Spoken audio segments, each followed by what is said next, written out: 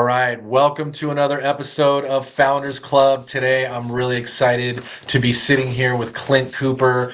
He is the founder of a company called Padley. He's also the founder of Wartime CEO, and he's a real estate investor that's done over 300 deals and growing. So really excited to have him on the show today. As always, if you like money and you like real estate, make sure you hit that like, subscribe, comment, all the things. Check out the link in the description, and let's jump in. Clint, welcome. Thanks for having me, man. Awesome to get you to meet you, and well, we're in person, kind of not really, but it's good. It's good to get to meet you, man. I'm looking forward to this conversation. Yeah, man. So why don't we just start? I like to always kind of just get a little bit of background on like how you got into the real estate game in the first place. Yeah, man. So it's actually a pretty funny story. I was in a previous business, completely different vertical, and I ended up getting out. Me and my business partner decided to part ways. I basically left the company to him. And when I did that, I had to figure out what I was going to do for work. And I didn't know at the time. So I was like, all right, I'm going to go cut as much expense as I can. I'm going to sell my house. I'm going to pay off my cars. I'm going to have as little debt as possible because I'm have some pretty uncertain times ahead. I don't know what I'm going to do. Well, in the process of it, I decided to sell my house, and I'd owned that house for about a year and a half, and I made like 100 grand on the house. Sold it for, exponentially more than I bought it for, and ended up profiting like 100K. And I did nothing to the house. And And is this just a primary residence? primary residence, just pure appreciation. And Got it. of course, it was during, I've only been in real estate for 3 years. It was like right when things went crazy during that 2020 period. And so I sold my house, made 100K, and I was like, man, I want to do more of this. How do I do more of this? So started researching, started watching YouTube, listening to podcasts and whatnot. And I came across a guy named Ryan Pineda out of Las Vegas. And at the time, he was nowhere near the guy he is now in terms of social media popularity. And so I joined his coaching program, started learning as much as I could. A couple months later, I had my first deal and I was hooked. So it was it was literally just a whim. I happened to make the money on the house, and I just knew I'd always heard that quote, 90% of millionaires are made through real estate. And I was like, this is somewhere I can succeed. I'm good at sales. I'm good at talking to people. Like, let me go try this out. And so I just went all in, and the good news is that my back was completely against the wall. I had zero income coming in. I had a baby girl, 1-year-old. I had a wife, and I had to be able to support them at the time because my wife was, on a small teacher salary. So I just, went all in. And I think that's honestly like a blessing that I didn't have another source of income at the time, because it forced me to have success with this. I had to make it work. You And so have to do it. that's literally how I got started in real estate. Kind of a very random story, but literally just sold my house, made some money, and I was like, let's do it. Wow. So, okay. So sold the house, got a little stack of cash, went to a Ryan Pineda event, learned, I'm guessing, house flipping. And then tell me about that first deal. Like what, it sounded like you had a ton of pressure. You have family members to house and feed and protect and all that. So backs up against the wall, not a lot of income coming in. Like, obviously that's a tough state of mind, I'm sure, but tell me about how you kind of pushed through that and got your first deal. Yeah. So, obviously I was learning as much as I could. I was very new. I didn't know how to comp a property. I didn't know how to do anything those first few months. And so all of the new lingo, ARVs, repair estimates, all that stuff, it was all foreign language to me. So luckily, I was in a coaching program, and I encourage anybody who's not in a coaching program getting into real estate, like, it's the shortcut to success. It really is. And, since in the 3 years I've been in real estate, I've been in like 9 different coaching programs and masterminds, and I attribute most of my success to that. But I was, looking for deals, right? Evaluating a bunch of deals, looking from wholesalers, making contacts with realtors. And eventually I got to one after reviewing maybe 100, 150 deals. And I got one, and I was like, I think this is a deal. Let me get some advice from some of my mentors in that coaching program. And they reviewed it, and like, yeah, they were like, this looks like a rock solid deal, like a really good deal. And so I ended up figuring out how to finance it. I got a bank loan, basically like a hard money loan, and bought the house, renovated it, sold it 4 months later, made 137K on that first one. So that was like, a huge, huge relief. And during that period, I did get, my first, that was the first deal I like secured. But in the meantime, I was working on finding other deals and ended up landing my first one that I actually like closed and got the profit on was like a month later. And it was a property that I literally just bought and then put on the market the next day, did nothing to it other than clean it out. And I made $64,000 on that deal. So I'm 4 months into real estate and I've got a $64,000 check. And then 2 months later after that, I got a $137,000 check. And I was You're like, like, I like this. let's go, Yeah. and Yeah. looking back on it now, man, I was so bad. I was so bad. And I was, I had a really good first year. That first year I grossed 1.08 million in profit. And I netted because I had, very little expense at the time. I wasn't marketing. I didn't have a bunch of employees or anything like that. I netted like 780K that first year, which was like, man, this is awesome. This is money I haven't made before. This is like life-changing. And at the end of the day, man, to be honest with you, I took a lot of action, and that was, a big part of the success and, obviously the coaching, but really, man, I was just a product of a really hot market. And honestly, probably made some bad buys there that I got, ended up making money on that I wouldn't normally make money on in a normal market. And it was just one of those periods where everything was selling over asking price one day on market, so I got lucky in the beginning and it was a blessing. But, a few years later, when market shifted last July, I got a rude awakening to how to do this Yeah. job. And Yeah. So, I actually want to dig a little deeper on that because, yeah, like, everyone's initial thought is going to be like, oh, well, that was a hot market. Like you said, everything was selling fast, everything was going over ask. But at the same time, on the other side of the coin, it was like really hard to find deals, and it was really hard to get people to sell for less than they thought was like an astronomical value. So, like, on the other side of that, how were you getting the deals? Because at that time, the getting the deals was really hard, where now it's kind of flip-flopped a little bit. Yeah, so I was getting all of my deals through realtor relationships and wholesalers. Now, you're absolutely right. It was hard to come by deals during that time. Now, I figured out a little hack in the system. I found one buyer, and everybody knows this buyer, Open Door. And Okay. what I was doing is I was going to their website, and I figured this hack out in like March of 2020. And I was going to their website, and when I was evaluating a property, I'd go in and get a preliminary offer from their website. They give you a prelim offer, and then basically they say, schedule a time to send an inspector out of the house to inspect it. We'll give you a firm final number.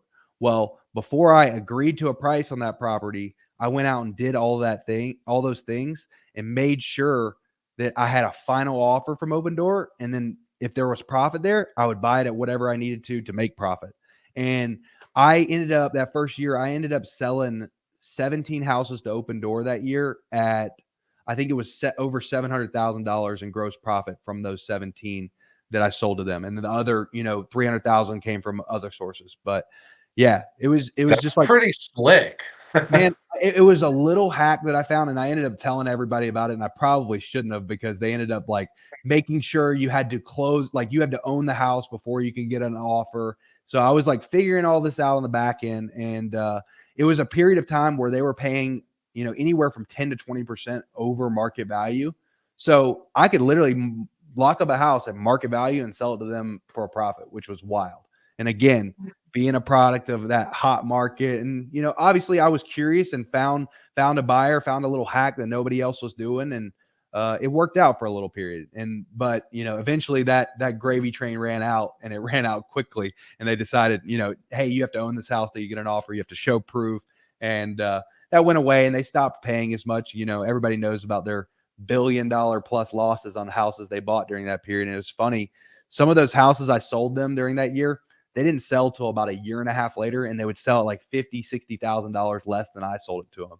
So it took some, like, I was definitely a part of that $1 billion loss, like probably in a couple million on those. So That's crazy. yeah, Wow. man. All right. So you've first year you found an awesome hack. I mean that's really pretty slick. Sold a bunch of properties to Open Door, and then that sounds like that kind of started to dry up. And then so what happens next? Where do you get back to growth mode? Yeah, so I was really intrigued by wholesaling. And the reason was, honestly, I didn't like how long it took to get paid on a deal when it comes to flipping. You got to buy the house, you got to get utilities, you got to raise the money, you got to find the contractors, you got to do the work, then you're going to sell it on the back end. So I didn't love how slow it took to get paid. So I knew people were wholesaling at a high level, and I knew the best way to get the best deals was direct to seller marketing. So I started venturing into that towards the end of that first year. And I basically told myself, I want to commit to this. So I stopped buying houses like altogether during that little period. Had some massive success with wholesaling pretty quickly. I hired a COO. I hired a few other people, acquisition agents, and a dispo rep.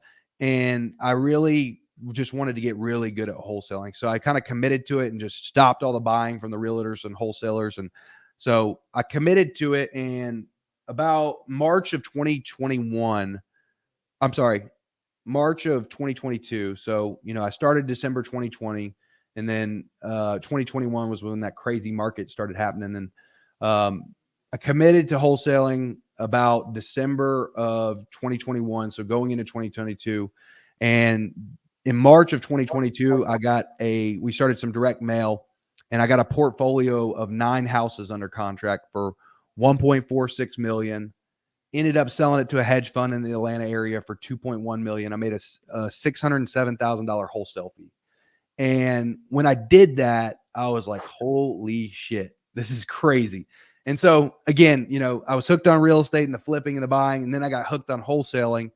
And then I got that influx of cash, and that just provided me so much opportunity to be able to invest in more people, more coaching, and more marketing. And that was Yeah. kind of the fuel of the fire. And so going into, mid 2022 is really when the market took a big shift. I think it was a little bit earlier there in San Diego than it was for us in Atlanta, but about July is really when it started changing. And, again, I felt like a lot of the success I was having was due to that hot market. And I really figured out, I've been average this whole time and gotten great results. Now it's time to get great just to get average results when we're dealing with that tough market. So I've really, really been focusing on becoming great at what I do since that period. And we've made some massive shifts, had some really negative months, had some worries about keeping the lights on, had to lay off a bunch of people towards the end of 2022 last year. And now, we're hitting record months almost every month. We've got about 50 employees here at my company, and really building a sustainable business that's built to last during any environment. So Wow. I got a lot of battle scars. I ended up getting into luxury flips towards the end of 2021 as well. I bought 3 luxury flips, $2 million houses, and ended up losing $600,000 on those from bad management of contractors, and also just the timing of the market. And so I got my butt whooped on those, and I've got pretty much every battle scar, and I've made every mistake in the book. But, through those scars and through what I've learned, it's been a blessing. And I feel like we're at a pretty good place now.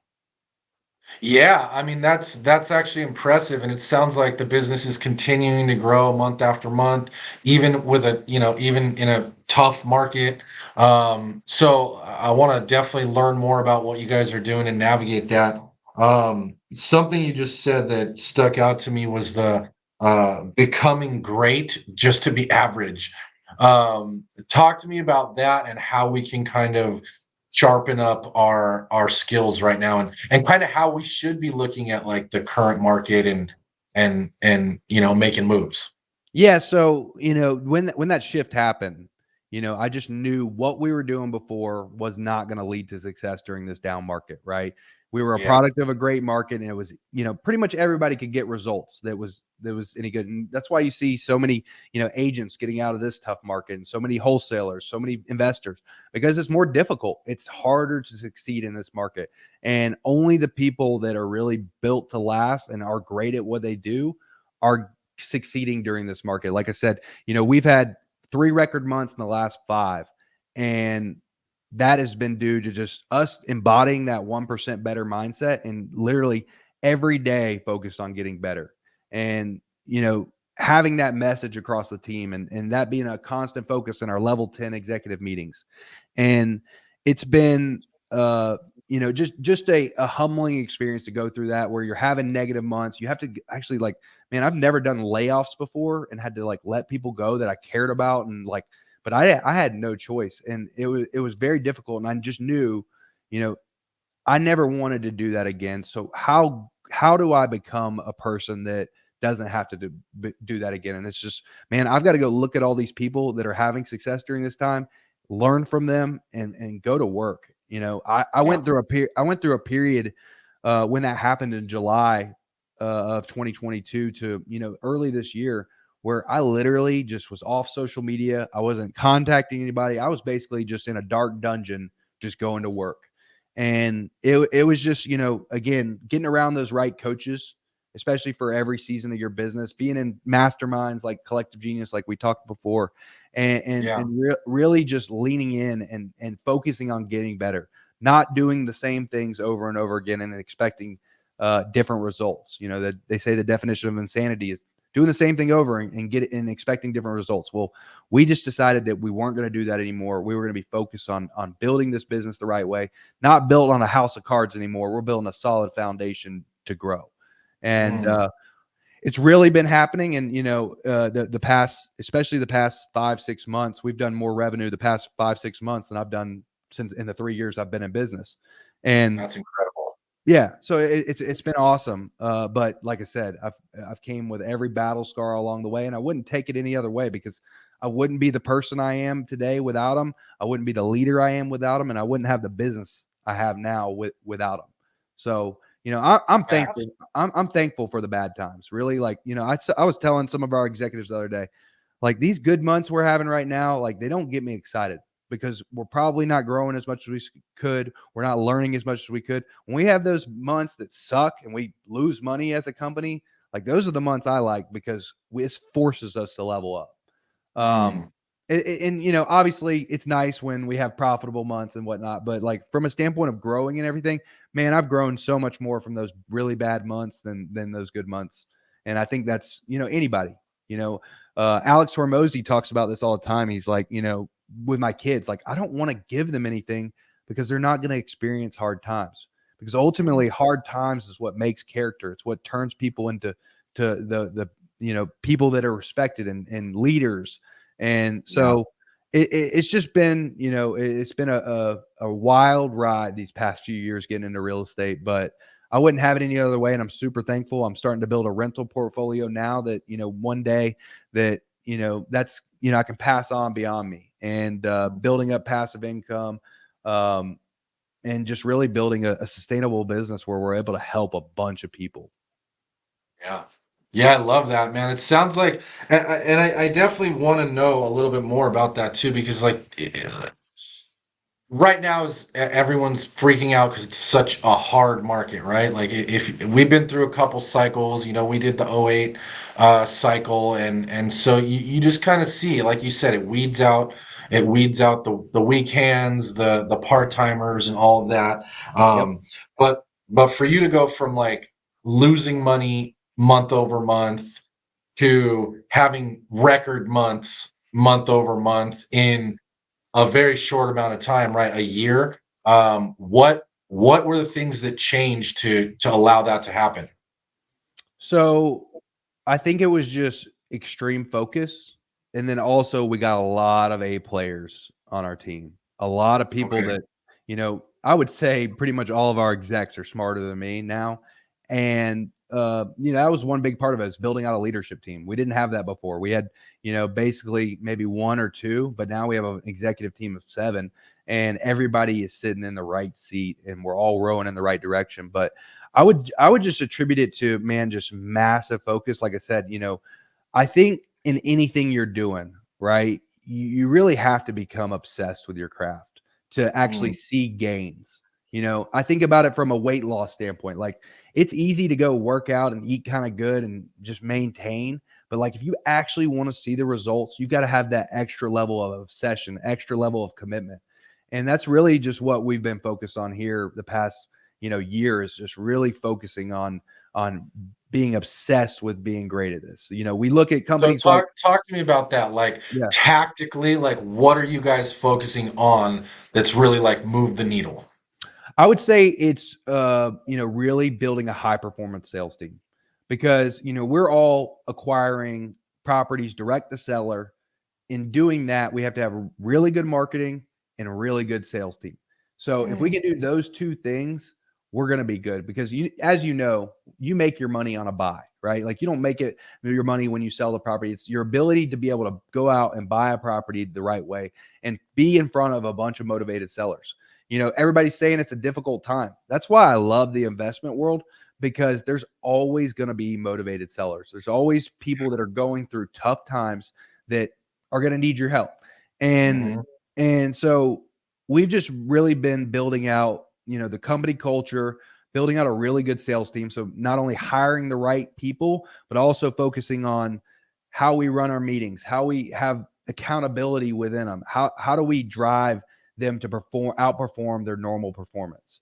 And mm, for us, that's been the biggest thing is just creating a high performance sales environment, mm, which we definitely didn't have before. We didn't have a lot of accountability, and I'll attribute a lot of that to I brought in a business partner. It was about a year and a half ago. His name's Ren Bartlett, and he's really good at sales management. And right after that 600K wholesale deal that we closed, that was really when I identified Ren and found he had left his previous company and went out and secured him. And I used a lot of that 600K profits to be able to do that. And he's just an expert at building a high performance sales team. I would say that's one of his best skill sets. And that's been a game changer for us. Now we have 8 acquisition reps, 5 dispo reps, and it's just we're locking every day we're locking up new deals every single day. That's without hiccup. I think last month we locked up 50 contracts. So wow. yeah. And So so let's talk about how you're doing that real quick because this is all awesome, and I want to do I definitely want to talk about the high performance environment because I think that that's something from what I can see you've done a really good job with. But how are you getting all of these deals right now? Right, it sounds like it's direct to seller. So is this just mailers to a list? Talk to me about how you're getting all these deals. yeah, so our two biggest sources right now are mail and cold calling. I would say that mail is probably 75% of our contracts right now. So we've been doing mail for a long time, and like I mentioned, that 600K wholesale came from it. We're still using the same mail piece that we used then. We've been doing it for a long time, and mail is one of those things that compounds exponentially over time. The more you do it, the more calls you're going to get, the more revenue you're going to generate. And it's always not super quick, right? Like people expect to start a marketing source like mail and have success that first month. It's honestly like when you think of mail, I think a good, like really good is breaking even by month 5. Typically, they say it's month 6, but I think, if you have the right people in place, you can break even a little bit earlier. And I personally, I think we were break even by month 2, but like we get calls from mailers we sent a year ago today, like still like we because we track all of our campaigns. We have different phone numbers on each month's mail, and we can tell when was that mailer sent out of the calls we're getting this month. And I'm telling you, like we still get calls from mail we put out last year, so it's just compounded exponentially over time. And that's honestly been our number one source is just mail.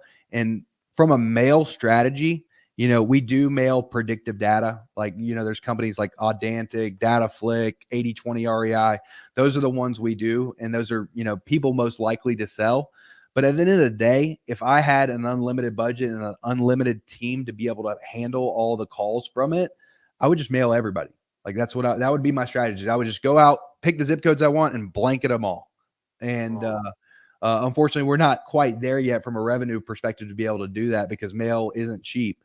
But it's a great source for us. It's amazing because when people call you, and that's why I love inbound marketing. When people call you, they're much more motivated to sell than someone you're Yeah, cold outreaching. You know what I mean? yeah.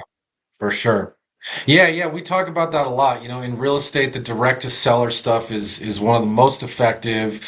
It's great for getting listings. It's great for wholesaling. It's great for flipping. It only works for pretty much everything. But the thing is, you got to really get good at like getting a list that's kind of dialed and targeted? Because obviously, if money was no object, like you said, you should mail everybody. But how are you looking at like targeting down, or what do you think are good kind of data points to mail to?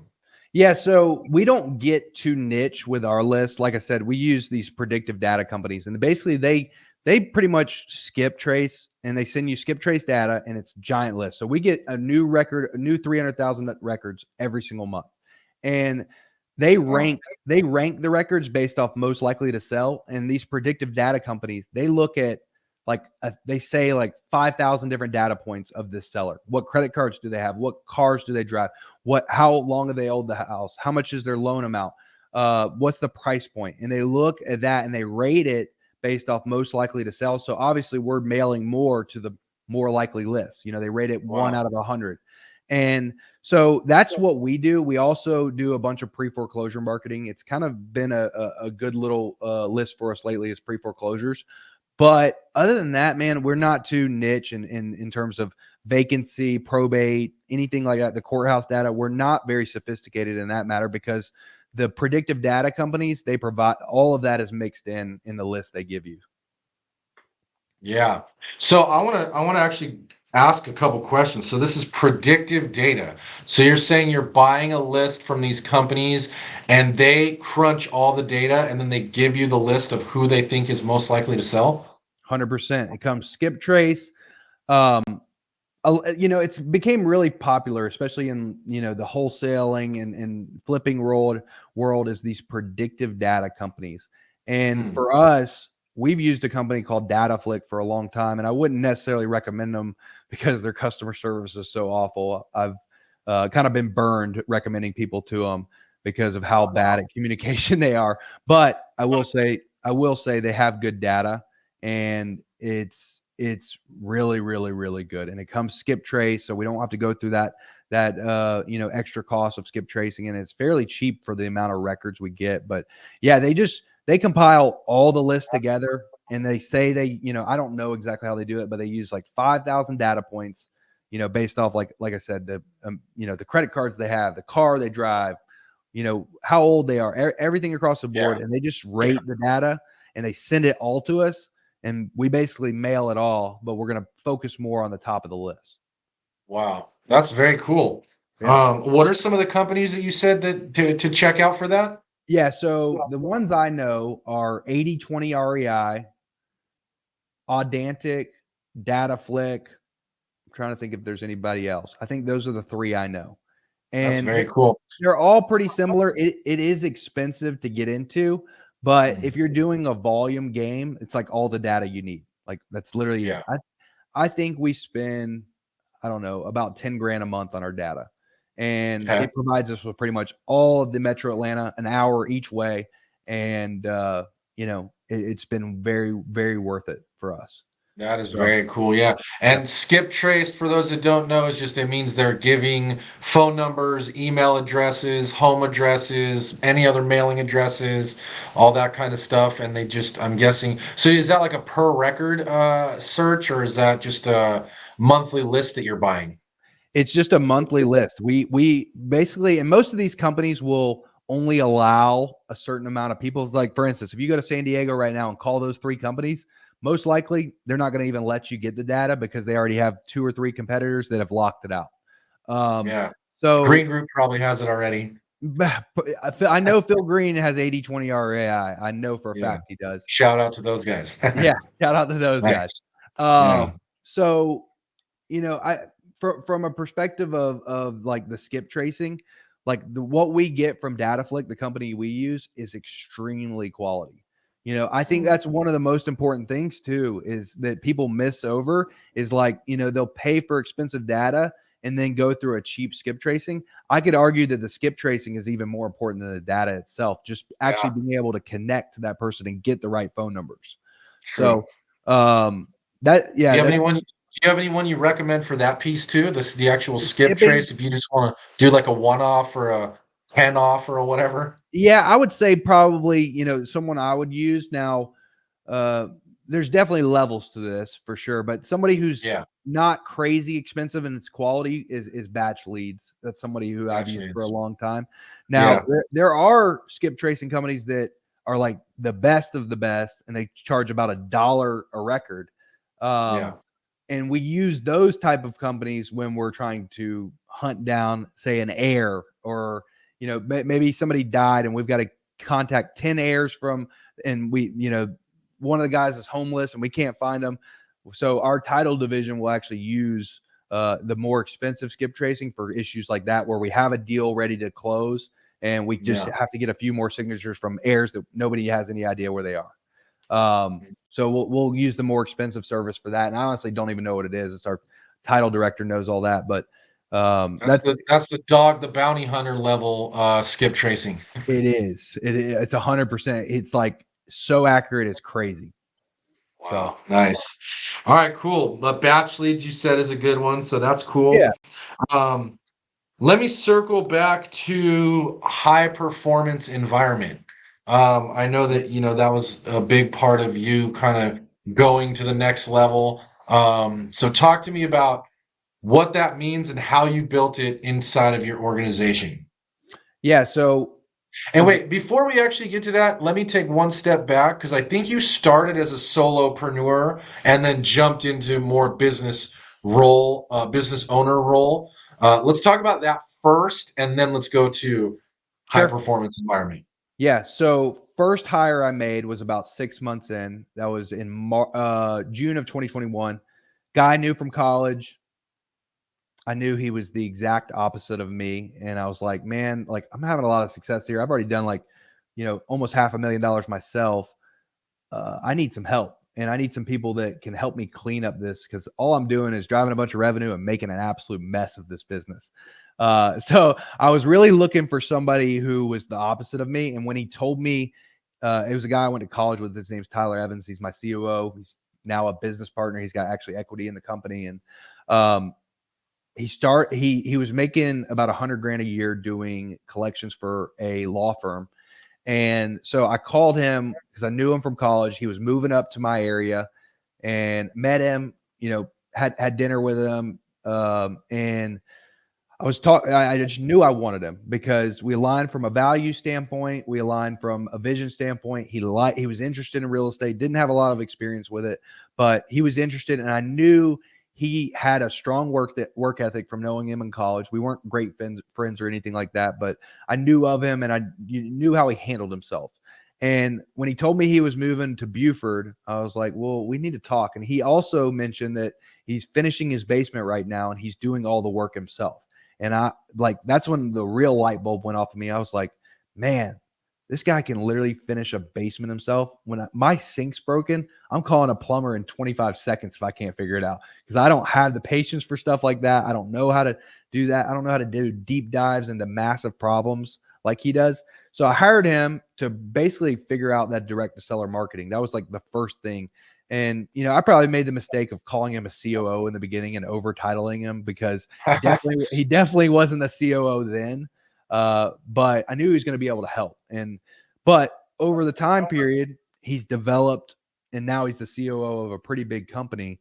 And, he's grown so much, and it's been cool to see. And so he was the first hire I made, and I made a bunch of hires after that. But then came last year in July, I had an opportunity. Ren Bartlett, he was my coach at the time, like doing one-on-one coaching with me. We would meet once a week, and I paid him a bunch of money to coach me. He was doing anywhere from 100 to 125 deals a month, next level stuff. I hadn't been around somebody like him before. And this was before I got in Collective Genius and all that.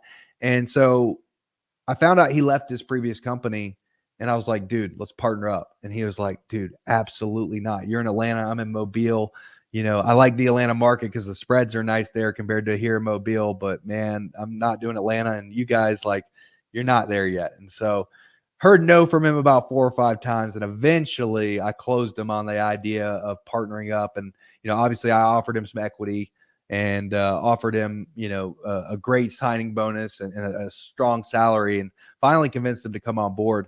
So he was kind of a game changer. We had a lot of success before, but when I was talking about, we've got to become great now, adding him was a huge piece of that. And so he had a bunch of experience with the sales management. And when I brought him on, and with what the body of work Tyler had done before, It would have almost been a slap in the face if I didn't give Tyler some equity too.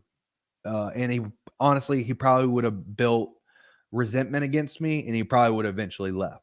So Mhm. I wanted to make him happy and make him secure because I knew he was going to be a big piece of what we were doing here, and to reach my ultimate goal. And I'm a big believer of, man, I don't want the whole pie, 100% of a small pie. I want a piece of a massive pie, and that's what I was thinking about when I was giving up equity to him and Tyler.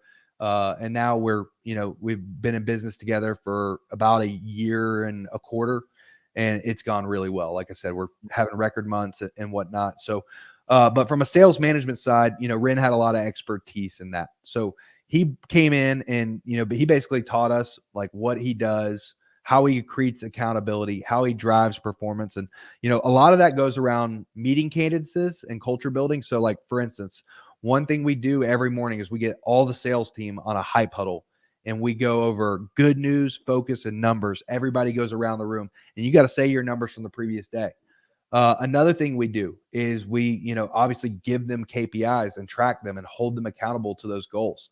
So every day when you're done for the day, when you're clocking out, whatever time that it may be, you got to submit your KPIs. What was your calls? What was your talk time? How many offers did you give? How many contracts did you get for the day? And, just doing those few switches. And also, obviously we have one-on-one meetings every day. We do training every single day. So for instance, we get all of our acquisition team and disposition team on one call in that hype huddle. As soon as we're done with that, we separate the groups and we do training every single day. Never miss it. So that's a big piece of it is, obviously Mhm. growing our people. And it's just, we do performance reviews every single week. We do one-on-one calls with each rep every single week. And it's a lot to undertake, and it's a big job to manage a sales team, but that's what's necessary to create performance.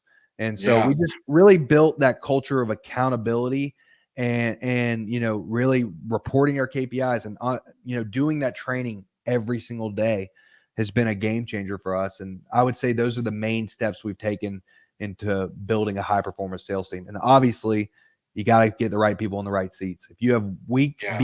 B, and C players, you're going to get B and C results. If you want A results, you better get some A players. So focusing on hiring was a big part of that as well. Yeah. No, I love that. I love good news and numbers every day. We have quite a few people that watch the show that are, building teams or have teams, whether it's a realtor team or an investor team, things like that. And I love what you're saying, but I know it's not easy to implement. So I have a couple questions around just that meeting every morning, that hype huddle. Like how long does that take? Who's Yep. leading that? What does that look like? Yeah. So high puddle in the morning, first thing, it starts at 8:59 every day. So we do it, it's technically the invite's sent at 9, but if you're not on there at 8:59, you're late. So everybody gets on together, the whole sales team, and then the leaders and the directors of those divisions. So director of acquisitions, director of disposition is going to be on there, and then myself is going to be on there as well. So either me or Ren runs it every day, pretty much. And occasionally we'll bring up people to run it as well. And we ask our people all the time, hey, do y'all want to run the hype huddle day? Anybody want to step up and do it? Because we're trying to grow leaders here. Because Mm, ultimately that's going to help us get to the like next that. level. So we're always asking and encouraging them to step up and run it as well.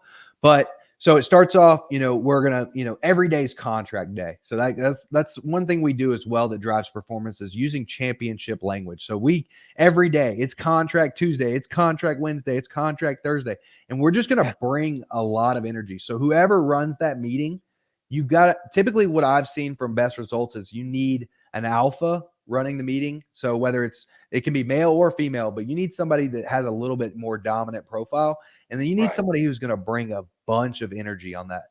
Because Yeah. if you go into it, hey guys, good morning. Let's hear your good news, focus numbers. Like you're not going to get out of your people. Like you need to be going, good morning, Warriors. It's contract Monday, guys. We're about to get after it. Let's start at the top of the leaderboard with the acquisition agent of the day, Mr. Josh Jones.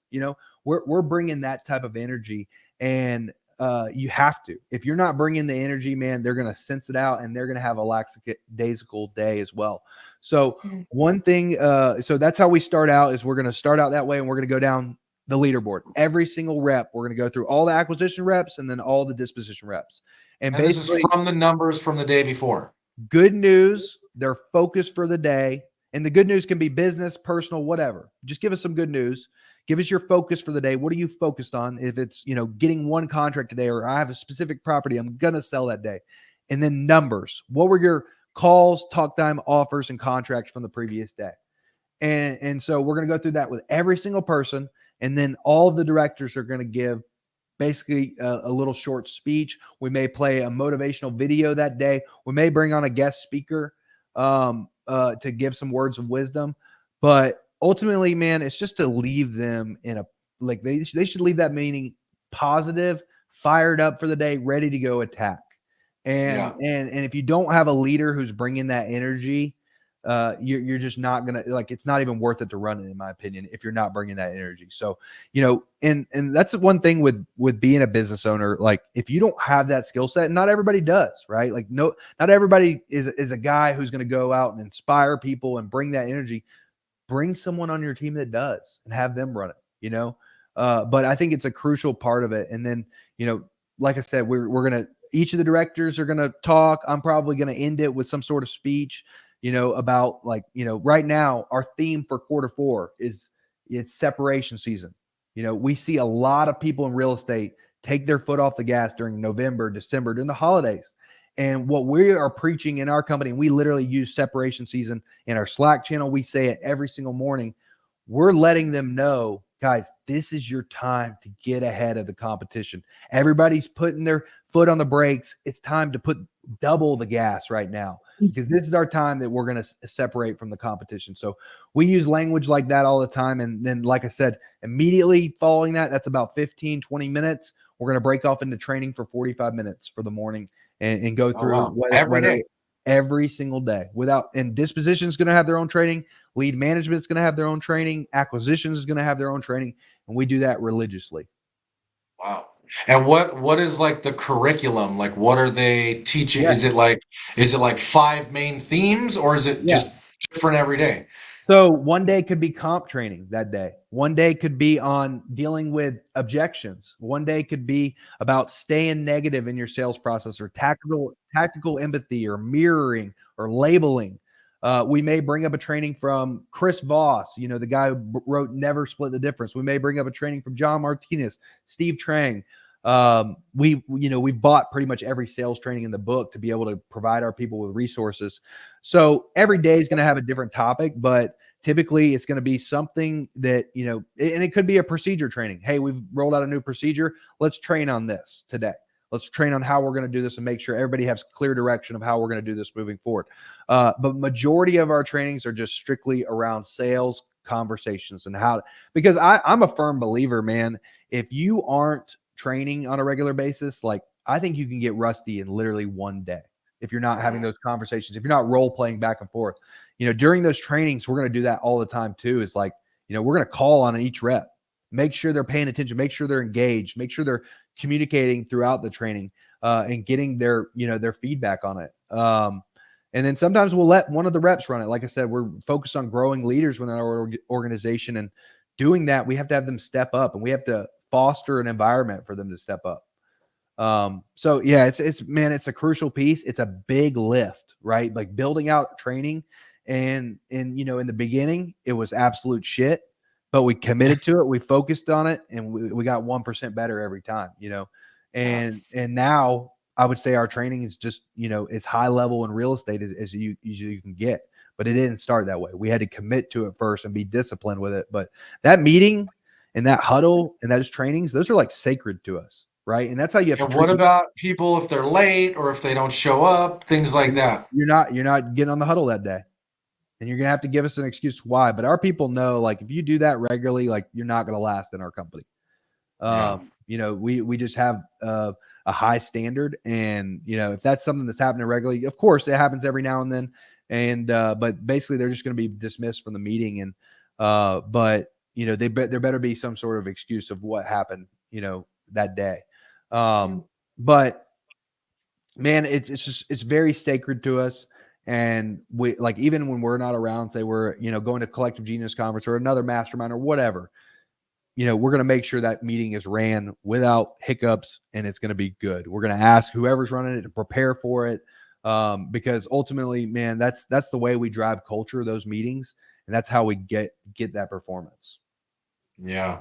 Yeah. So I want to stay on this high performance thing Yeah. a little bit longer. What would you say to like the people that are don't have a team and aren't plugged into an organization like that? Maybe for like the lone wolves or the solopreneurs of the world. What advice would you give to them? Yeah, so, obviously I was there at one point and, I came in in a super hot market, but my framework has always been, man, is to whenever I have a good month, and obviously if you're by yourself, you have to be driving revenue. Like you have to get sales, you have to sell Yeah. deals, like you have to create revenue somehow. But whenever you have that influx of cash that maybe wasn't there before, you've got to invest in for me, in my particular business, it's three things, and it's people, marketing, and more coaching. Those are the three things that I've continued to invest in over my 3-year journey, and that's paid the most results. Like I think people's probably the biggest thing, but obviously, when I get more people, I've got to spend more on marketing to be able to support those people and make sure they have success. And then the coaching goes hand in hand with that, right? I think every season requires a different coach, and you should always be looking to level up the coaches you have. Like, the coaches I had at the beginning are very different, and we have very different conversations than I had at the beginning. All I was Yeah. learning was real estate. I needed the real estate. Now I'm focusing on getting around people to teach me to be a great CEO, teaching me how to be a great leader.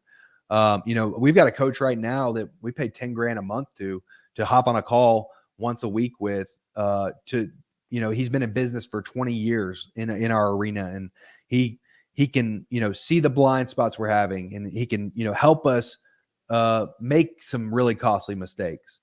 And I think every season you're in, if you have the money to do so, you got to continue to invest in your coaching, because otherwise that you're just going to fail a bunch and make a bunch of mistakes that you could have avoided if you hired that right coach. So I'm Yeah. just a big believer in investing in those three things, especially in our business world of more people, getting high quality A players, really good marketing, and more coaching. So I'm writing this down: marketing, people, coaching. Yep. And I would fully echo that same sentiment. I mean, the reality is on the coaching side is people are like, ooh, I don't want to pay the money, this and that. But like you're gonna pay either way. You're either gonna pay by trying to do it yourself and making mistakes and tons of brain damage and tons of, just the hard way, or you're gonna pay with money for the shortcut. And in most situations, when you want to learn a new thing or you want to have a significant level of growth, it makes more sense to just pay it up front and bite that bullet, even though it might be hard. We're also big in the masterminds as well. Collective Genius, you're a part of. Love those guys. So shout out to Jason and that whole crew. Yep. But we've been in War Room forever, and some of these some of these masterminds are like really expensive, right? They're 20, 30 grand a year, and it's hard to do that. But what I've taken away every single time, and we've been doing this for years, is that uh, we've almost certainly every year made more than we've spent from the things we took from those events, and or have saved a significant amount of money based on what we learned at those events and through our coaches and things like that. Yeah. So love 100. what you said there. And then marketing and people is absolutely a no-brainer. I think marketing is money that's always well spent, assuming you're tracking it, your numbers, you're getting results. And then people is just the best way to scale, right? If you're a solopreneur, you're doing everything.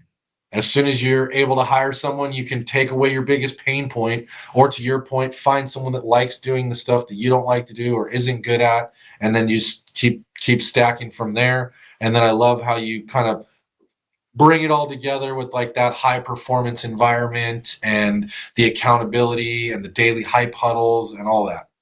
100%, man. Yeah. I'll be honest with you, man. I was sitting in, just until I guess it was 4 or 5 months ago, I was sitting in our director of disposition seat still, and also CEO seat. And man, we just hired a girl. She's so much better than me at it, right? Like I was good at Yeah. driving sales, but man, I made a mess in that division. All the processes and procedures were all messed up. She's actually the one who brought on the brokerage that's saving us 25K a month. She's a broker in multiple Yep. states, and man, just an absolute rock star. She's going through law school right now, and just exponentially smarter than me. I don't claim to be a smart guy by any means, but I think what I have done a good job of is just putting really good people in the right seats, and I attribute a lot of my success. I definitely couldn't do this without the people we have, and it's just been a focus. It's like, man, if I can get an A player, because I'm a firm believer that an A player is going to get you 5x results of a B or C player, and they only Yeah. cost 30% more. So like Right. I like that math. I'm not great at math, but I like that math. And Yeah. I've seen it over and over again when we've replaced somebody with someone who's, maybe replaced a B or C player with an A player. The results and the transformation of that particular division has been absolutely insane. So I'm Yep. just always looking for opportunities to get really good people to come work here. It's like, and it's a big part of why we've had success. And speaking of that, we hired a director of recruiting when Ren came on board. He was like, guys, if we're going to run a big sales team and run a high performance sales team, we're going to have turnover and we got to have fresh bodies coming in all the time. So that was one thing we did too, is like, man, we hired a recruiter right off the bat when Ren came on, and we have, constant new employees start. Like just last week, we had an orientation for 4 new employees. We, do that every couple weeks. And that's a big piece of it as well. So yeah, I'm really thankful for all I've learned since in real estate. There's just so many really good people across this industry that can really give you the shortcut to success, like you were talking about. Man, some of these coaches, they're just wise beyond their years, and I'm a firm believer that if you invest in yourself, even if you just get one thing from that coach or that mastermind or that event, man, it's worth it in the end. And I definitely wouldn't be here if I wasn't willing to pony up and pay for those coaches and mentors. I would not be in the place I am now. Yeah. Yeah. Same. 100% agree on all that. Um, So, and congrats on all your success, in such a short amount of time. It's pretty impressive what you've been able to do in 3 short years, and it shows you kind of the power of focus and making the right moves and all that. Couple questions I like to wrap with is one is in 60 seconds or less, what does it take to build a large, successful real estate business? 60 seconds or less. I would say to build a large real estate business, you're going to need the 3 things I talked about, right? You're going to need the marketing. You're going to need the leads to be able to sell them. You need the people to be able to service those leads and also, handle the operations. And then you're going to need the mentors to be able to guide you through it and know your blind spots. I'm a firm believer that those 3 things, if you just do those 3 things and focus on those 3 things, you're going to have success. Love that. Yeah, yeah, couldn't agree more. And then the last question I like to ask all of the successful business people I get to talk to. I have 2 young boys at home, 6 and 8, and I like to ask just what advice you would have to them on just how to be successful in life and business. Yeah, so I think when you're young, you got to go out there and taste a bunch of things and figure out what you like, right? For me, I was a big sports guy. So I love competition, I love competing, and I had to figure out a way of making money and for my living, but also still getting to compete. And in my opinion, business is the greatest sport there is. So I think it's just going out there and tasting a lot of things, figuring out what you like, and then going all in on that one thing and staying absolutely focused. I think Yep. that so many people do one thing and then they bounce to the next and they bounce to the next, and they never really get good at something because they haven't leaned into getting those 10,000 hours in that particular subject, or whatever it is. But I think it's just tasting a lot of things, figuring out the people that are doing what you want to do, and figuring out how to surround yourself with them. And maybe you got to pay up to do so, right? Like even if you have to do that, I mean, I've certainly paid for a lot of friends and it's made me a bunch of money. So I think when you're young and you want to figure out what you want to do and you want to have success, I think you just got to go out and taste a bunch of things, and then take massive action and stay focused on that one thing. Because I think that's the hardest thing to do. Is there's so many opportunities out there. Staying focused on that one thing is so important. Mm. Totally agree. Great advice. And Clint, again, man, really appreciate you coming on. For those that want to find out more, connect with you, learn more about what you're doing, how can they find you? Yeah. So my Instagram username, TikTok, YouTube, everything is at Clint Closer. It was a nickname I got in the very beginning of real estate, Clint the Closer, and I didn't name myself, but it's kind of built a name. So yeah, at Clint Closer, you can find me all platforms. If any of the audience ever has a question on anything, I'm always active in the DMs, answering questions and things like that. So Oliver, man, it was great to get to meet you, man. I hope we definitely cross paths again. When I'm out in San Diego next time for Collective Genius, I'm gonna shoot you a DM and see if we can get dinner Yeah, sometime. let's link up for sure. Yeah, man. Absolutely. Yeah, and again, appreciate it. Goes both ways. Thanks for coming on. As always, everybody, if you like money and you like real estate, this is the show for you. Hit the like button, leave us a review, leave us a comment, and we'll see you on the next one.